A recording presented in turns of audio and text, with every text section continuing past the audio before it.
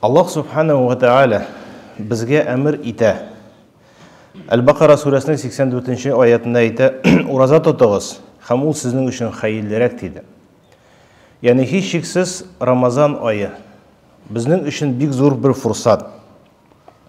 Һәм Аллах Субханаху ва Тааля безгә шул фурсатны биреп, шул ниғмәтне биреп, без шуны кулланып, Аллах Тааляның мәгъфиратенә ирешә алмыйбыз икән, инде һич шиксез хәсрәттә булачакбыз. Пәйгамбәрбез саллаллаһу алейхи ва саллям үз хадисендә әйткәнчә, Җибраил алейхиссалам минем янына килде дә әйтте: "Кемдә кем Рамазан узып та Аллах Субханаху ва Тааля карата гыйбадәтләр кылып Аллаһтан рәхмәтенә ирешә алмаган кеше хәсрәттә булсын" дип, һәм мин амин дип җавап бирдем диде. Ягъни бу безнең өчен бик зур бер фурсат. Ләкин күп вакытта без Рамазан айы әйткән вакытта без ураза тоту гына, яки андагы таравих намазлары гына, яки садака биреп калган кешене ашату дип кенә беләбез. Ләкин ул гына түгел. Рамазан айы ул үзенә бер мәдрәсә.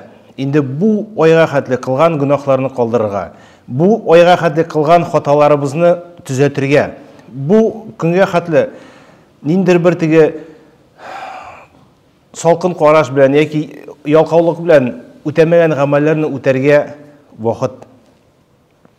Һәм Пәйгамбәрбез саллаллаһу алейхи ва саллям хадисендә зикр итеп әйткәндә, Рамазан аеның беренче төн җиткәндә тавыш килә күктән, яхшылык кылган кеше дәвам итсен дип. Һәм гөнаһны кылган кеше туктасын дип. Ягъни гөнаһ кылудан без туктарга тиешбез.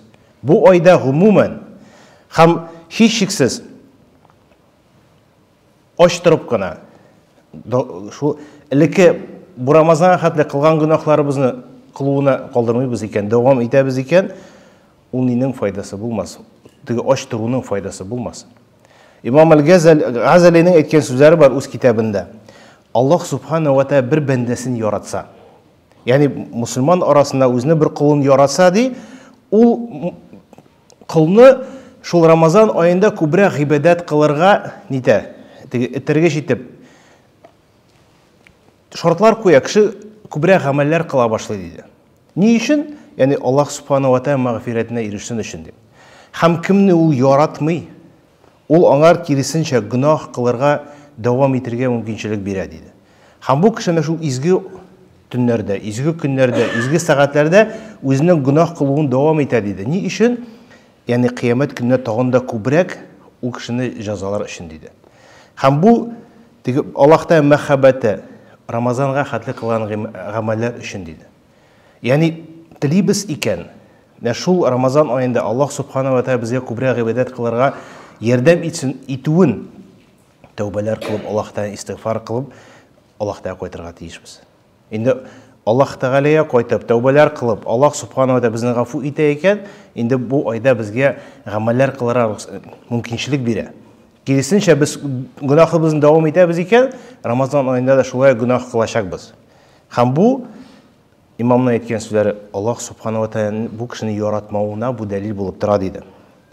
Пәйгамбәрбез саллаллаһу алейхи ва саллям хадисләрендә килә, Рамазан аенда сүннәт кылган кеше фарыз гамәл кылган шикелле әҗерле диде. Инде фарыз гамәлләрен кылган 70 мәртәбә күбрәк бәрабәр әҗерлерәк дип хадисәдә зикр ителә. Ягъни Аллаһ Субханаху ва Тааля бу айда без гади айларда, калган айларда кылган гыйбадәтләргә караганда күбрәк әҗрен бирә диде. Һәм галимнәр әйттеләр, шуның шикелле үк гөнаһы да. Ягъни калган ел дәврендә кылган гөнаһ Рамазан аенда без кылабыз икән, газабы көчлерәк була, гөнаһы күбрәк була дип, һәм без һич шиксез моннан куркырга тиешбез. Инде Аллаһ Субханаху ва Тааля шул изге айларда да без куркмыйча гөнаһларыбызны кылырга дәвам итәбез икән, инде Аллаһ Субханаху ва Тааля газабы көчле булырга тиеш. Һәм галимнәр әйттеләр, теге насихат итеп, без ураза тотабыз икән, теге ашказаны гына ураза тоту гына түгел, безнең күзләребез дә, калпларыбыз да, телләребез дә, колакларыбыз да ураза тотырга тиеш. Без үзебезнең кулларыбызны да, күзләребезне дә, телләребезне дә, колакларыбызны да сакларга тиешбез харамдан, ризыктан сакланган кебек. Һәм әйтә, беренче насихат, ягъни күзебезне саклагыз диде. Ягъни шул айда, ягъни калган вакытта, ел дәврендә күзебезне харамдан саклый алмыйбыз икән, шул ай мөмкинчелек Аллаһтан кайтып, шул әзне үзебезне тыя башларга. көзегізді сақлағыз деп алимлар насихат итәді. Чөнки Пәйғамбарыбыз саллаллаху алейхи ва саллям әйтте, күз қараш ул шайтанның бір уғы дейді.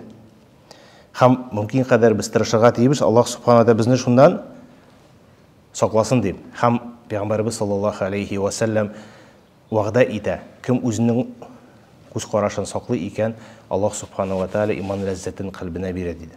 Яни тырышабыз икән Аллаһ тааля өчен, Аллаһ субхана ва тааля безнең иманыбызны чистартачак, арттырачак. Икенчесе, телебезне сакларга тиешбез. Инде ураза тутып та гайбәттән сакламыйбыз икән, ураза тутып та бухтаннан сакламыйбыз икән, буш сүздән сакламыйбыз икән, бу уразаның әҗере булмаячак. Инде һичшиксез үзебезнең телебезне без харам сүзләрдән, макрух сүзләрдән, буш сүзләрдән инде һичшиксез сакланырга тиешбез. Күбрәк Аллаһта зикр кылып, Аллаһтан зурлап. Өченчесе, галимнәр әйтә, хәтта үзегезнең кулакларыгызны да саклagыз ди. Инде без гайбәт сөйләп утыра торган, бухтан сөйләп утыра торган мәҗлесләрдә яки буш сүзләр сөйләшеп утыра торган мәҗлесләрдә утырабыз икән, шуларны тыңлап, гөнаһ сөйләшеп утырган шикелле бер гөнаһлы булачакбыз. Яни аракы эчкән мәҗлестә утырып без үзебез аракы эчмәсәк тә, шуның шикелле гөнаһлы булабыз дип Пәйгамбәрбез саллаллаху алейхи ва саллям безне куркыта. Бу шул ук. Инде без үзебез гайбәт сатмыйча, шул гайбәт сатыла торган мәҗлестә утырабыз икән, шуларны тыңлап утырып, алар белән бәрабәр бер тигез гөнаһлы булабыз. Инде шуның өчен үзебезнең кулакларыбызны да харам сүзләрдән, бухтан сүзләрдән, буш сүзләрдән инде сакланырга тиешбез һичшиксез. Галимнәр әйтәләр, аякларыгызны, кулларыгызны, башларыгызны харамдан, яни харам кылудан, харам ягына барудан инде һичшиксез ураза тутучы кеше сакланырга тиеш. Инде бу айларга хәтле, бу көннәргә хәтле харамдан тыела алмаган идек, тыелырга тырышырга тиешбез. Хәтта шул Рамазан аенда да шул гөнаһны кылмыйм дип тырышырга тиешбез. Чөнки кабатлап әйтәм, гамәлләр, яхшы салих гамәлләр өчен әҗре күбәйтеп, яни күбрәк әҗр язылган кебек, гөнаһ өчендә Аллаһ субхана ва тааляның газабы да көчлерәк булачак диде. Һәм хәтта галимнәр әйтәләр, хәләл ибердән дә теге кайбер вакытта безнең хатабыз. Инде хәтта гарап илләрдә беләм. Теге анализ дип ясаганнар, Рамазан аенда почти 50%-ка күбрәк ризык китә башлый. Яни без ураза тотабыз дип көне буе аш утырабыз да, төне буе ашыйбыз. Яни ел дәврендә ашаган күбек 1,5 мәртәбә күбрәк ашыйлар ди. Ләкин асыл Рамазанның нәрсә? Без Аллаһ Тәгалә өчен үзебезнең теге нәфсләребезне тыябыз. Инде лыкынганчы теге татарлар әйтмичә, туюына түгел, күбрәк ифтардан соң төнлә белән, анаш таравихтан соң чәй эчәбез, аннан соң сәхәр ашыйбыз. Инде шу кадәр ашаган кеше һичшиксез намазның ләззәтен татый алмас. Тәһаҗҗүдкә тора алмас. Инде шуның шикелле ифтар вакытында да әзне хәләл булган ризык. Инде хәләл һичшиксез, ләкин шунда да әзне үзен тыярга тырышырга тиешбез дип галимнәребез әйтәләр. Һәм шулай инде һичшиксез калбыбызда Аллаһ Тәгаләнән курку һәм Аллаһта өмет булырга тиеш. Хәтта авыз ачкан ифтар вакытында. Инде без ураза тоттык.